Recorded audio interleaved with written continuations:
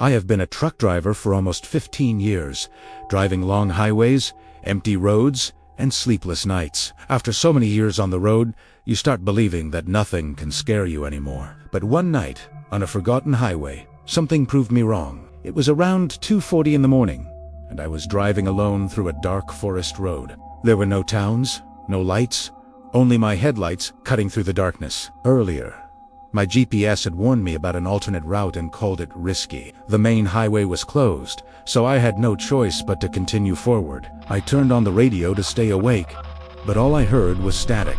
That was when I noticed headlights in my side mirror. A car was following me, and I felt a small sense of relief. At least I wasn't completely alone on that empty road. But after several minutes, the car stayed at the same distance. It never overtook me, and never fell behind. When Primer sped up, the headlights stayed with me.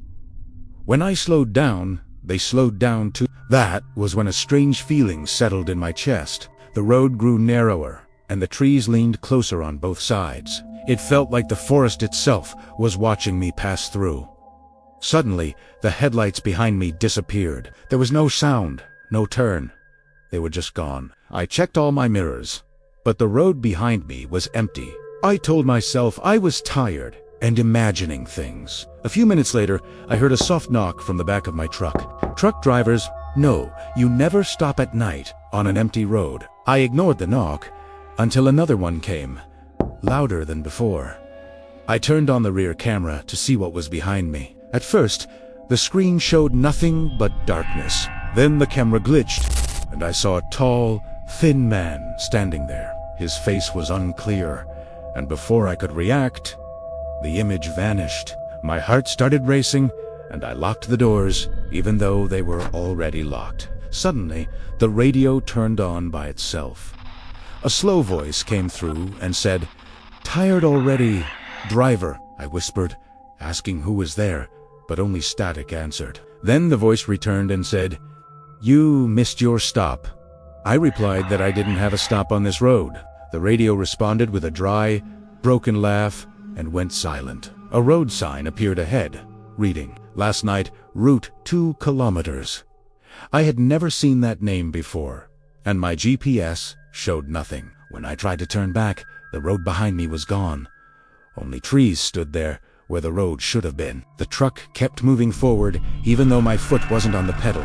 I pressed the brakes, but nothing happened. An old roadside diner appeared ahead with flickering lights. The sign outside the diner said it was open. The engine stopped on its own, and the road fell silent. Inside the diner sat an old man who barely moved. When he spoke, he said, "This road takes payment," and smiled at me. I ran back to my truck and drove until the sun finally rose.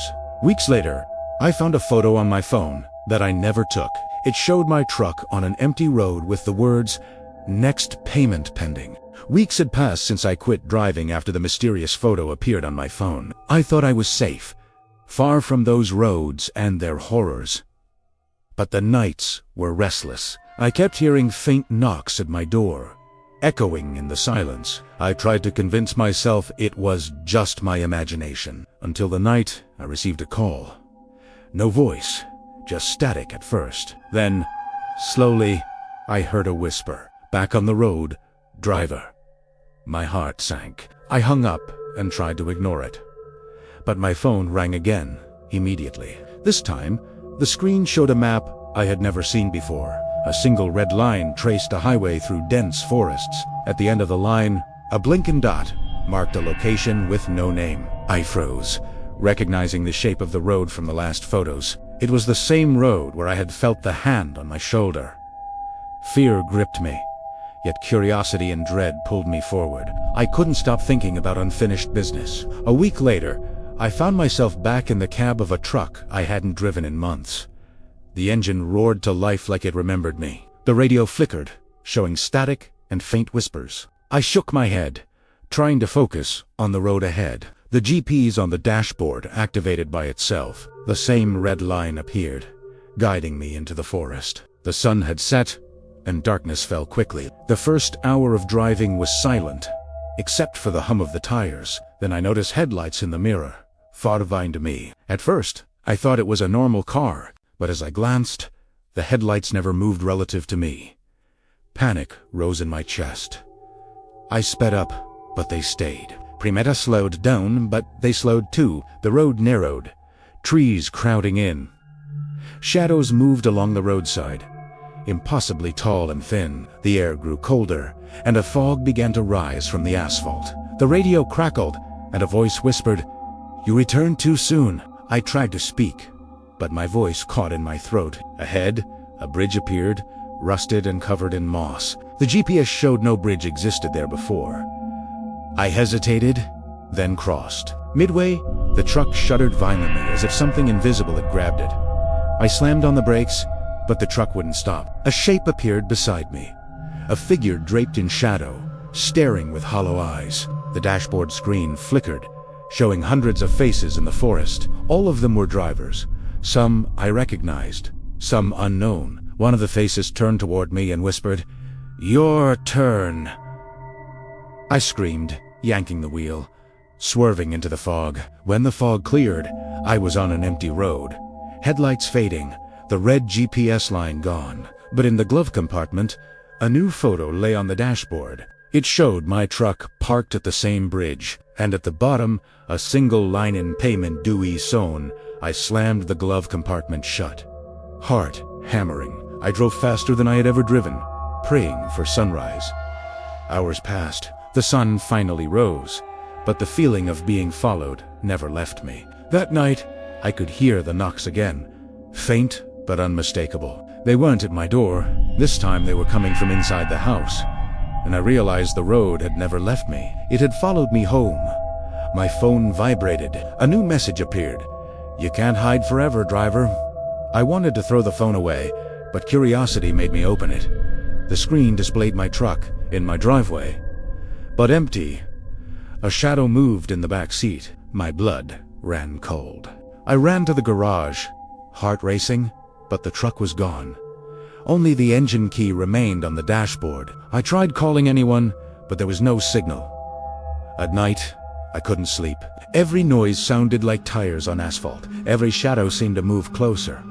I avoided the roads entirely, refusing to drive. But the red GPS line had already appeared in my mind. One morning, I woke to a recording playing on my phone. It was static, and a faint whisper repeating my name. I tried to delete it, but every file I erased returned the next day.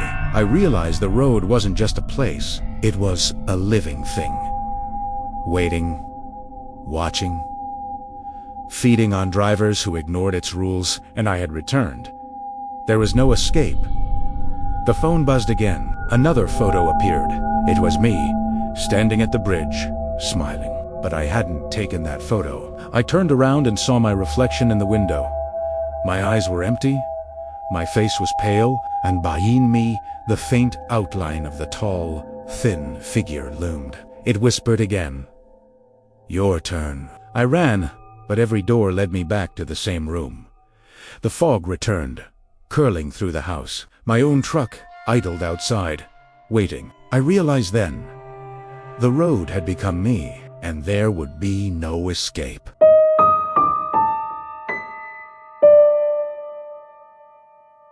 My name is Abdul Matin, and I've been driving trucks across Pakistan for more than 15 years. I've seen everything the road has to offer: storms, accidents, and loneliness that eats at your soul. But this story isn't mine. It's about my maternal uncle, Salim, a man who drove trucks for half his life and then suddenly stopped. He never returned to driving after one single night, a night that began like any other and ended with a memory he couldn't erase till his death. That night still echoes in my head whenever I take a dark road alone. This is what happened to him. It was around 2 in the morning. Salim was driving through a remote forest stretch between Suka and Kerper. The air was heavy and damp. Crickets screamed in the distance, and the engine hummed like a heartbeat. He was alone. His co-driver had gotten off hours earlier to rest at his village. Salim had promised to deliver the cargo before dawn. He always said the road at night calmed him. But that night felt different. The wind was too quiet. His headlights carved 2 pale lines into the forest road. Trees pressed close on both sides, their branches like claws. The mist hung low, almost touching the ground. And then Out of nowhere, he saw her, a woman in a red dress, standing by the roadside. She was waving one arm slowly, asking for a lift. Salim thought maybe she was in trouble. He slowed the truck down. The woman stepped closer to the light. Her face looked pale, exhausted. "Sister," he called out, "it's too late for you to be here alone." She didn't answer. She just stood there, her face hidden behind her hair. Salim felt pity more than fear. He opened the passenger door. "Come, I'll drop you at the next stop," he said. The woman climbed into the truck slowly. Her feet made no sound on the metal step. Salim noticed she wasn't carrying any bag. She sat silently, hands folded on her lap. The truck moved forward. For a long time, neither of them spoke. The only sound was the engine. Salim tried to start a conversation. "Where are you headed, sister?" No answer. He glanced at her, but her face was turned toward the window. The red dress looked fresh, bright, even in the dark. Something about the color felt wrong, too vivid, too new. He told himself not to overthink. A few minutes passed. The forest thickened. The air grew colder. Then suddenly, she laughed. A quiet laugh at first, then louder. It wasn't a human laugh. It was deep, cracked, like something old forcing its way out. Salim froze behind the wheel. "What's funny?" he asked carefully. The laughter stopped. She turned her head slowly toward him, and Salim's stomach turned. Half of her face was normal, the other half was burnt to the bone. Her skin peeled back like charred paper. Her eye socket was empty and dark, and her smile stretched wider than it should have. Salim's hands slipped on the steering wheel. He shouted Bismillah and slammed the brakes. The truck screeched to a halt. The woman didn't move. Then, slowly, she started laughing again. Louder this time. Her neck twisted at an unnatural angle. Salim reached for the door handle, but before he could open it, her arm shot out. Her hand grabbed his wrist with impossible strength. Her skin was ice cold. He shouted again, "Allahu Akbar," with all his strength. The woman fell out of the door, but when he looked through the side mirror, she wasn't on the ground. She was running beside the truck, matching its speed, her burnt face grinning through the window. Salim screamed and pressed the accelerator. The engine roared. The truck gained speed. For a moment, he thought he lost her. Then a shadow appeared on the windshield. She was upside down, clinging to the front of the truck. Her burnt hair whipped against the glass. She stared straight into his eyes. Her grin widened until it tore through her cheek. Salim's mind went blank. He doesn't remember what happened next. The next thing he recalled was people around him. His truck was parked at a T-stall near the forest exit. He was sitting on the ground, trembling, eyes open but silent. And from that day till his last breath, he never drove at night again.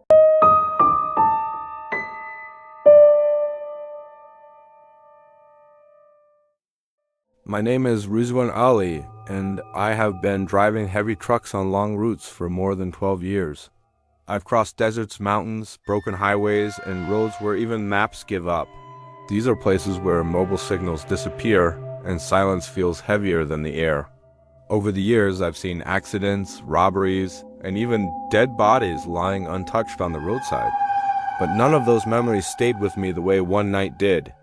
It happened on the Gwadar route, near Kunmalir, a stretch of road known for its isolation and strange stories among drivers. That night, I didn't plan to stop there. Circumstances forced me to. It was summer, and even after midnight, the heat refused to leave the land. The ground felt warm, and the air felt trapped. I was driving toward Gwadar with a fully loaded truck.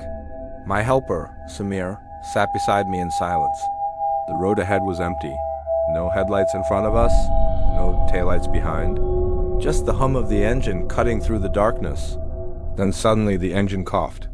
Once, then again, and then it died completely. I struggled to control the steering and pulled the truck to the roadside. As soon as the truck stopped, the silence hit us. No wind, no insects, no distant sounds. Just a deep, unsettling quiet, mountains stood on one side of the road like dark shadows. On the other side, the road disappeared into endless blackness.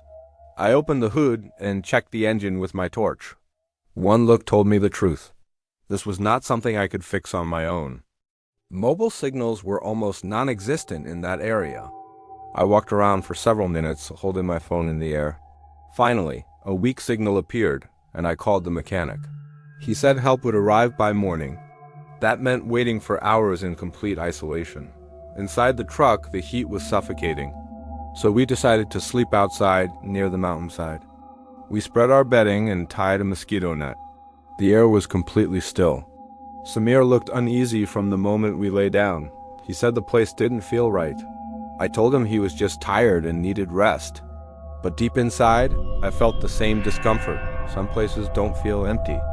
They feel watched, like something is aware of your presence. I lay down and closed my eyes, trying to sleep. Sleep came slowly and didn't feel peaceful. Suddenly, Samir shook me awake. His voice was shaking as he said he saw children near the truck. Children playing in the dark at that hour, in that place. I sat up immediately and looked toward the truck. There was nothing there, only darkness and stillness. I told him his mind was playing tricks on him. Eventually, Samir fell asleep again. I didn't. I stayed awake, staring into the darkness. That's when I heard footsteps on gravel. Slow, careful footsteps moving around the truck. When I stood up, the sound stopped instantly. The silence returned, heavier than before. A few moments later, I saw her, a woman walking down the rocky mountain slope.